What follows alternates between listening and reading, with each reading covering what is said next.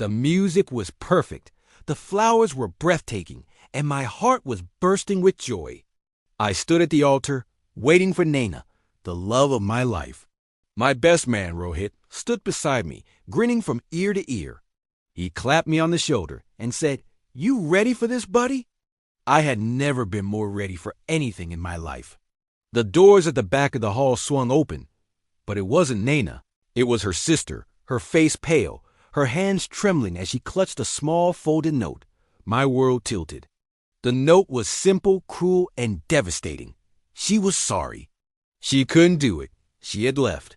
With Rohit, the next few hours were a blur of confusion, whispered apologies, and pitying looks. I stumbled back to the home Naina and I was supposed to build together. Her clothes were gone. Rohit's favorite jacket, the one he'd left here last week, was gone too.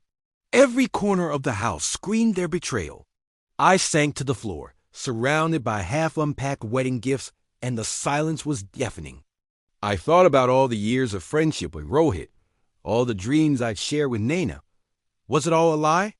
How could the two people I trusted most in the world do this to me? The pain was a physical thing, a crushing weight on my chest that made it hard to breathe. I wanted to scream, to break something, to rewind time and see the signs I must have missed. I don't know how long I sat there, lost in a storm of grief and anger.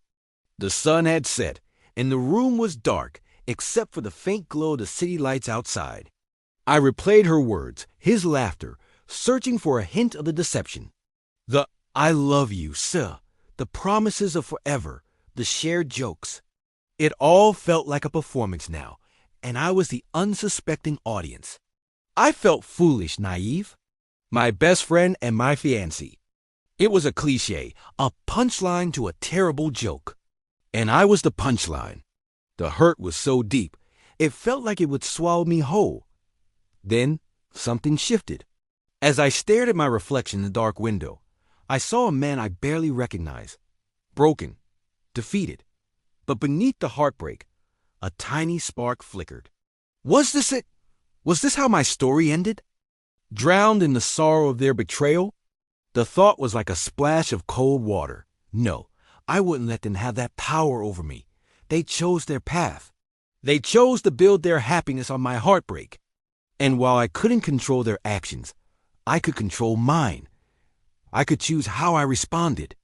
I slowly got to my feet. My legs were shaky, but my resolve was hardening. This pain, this gut-wrenching agony, it was a part of me now, but it wouldn't define me.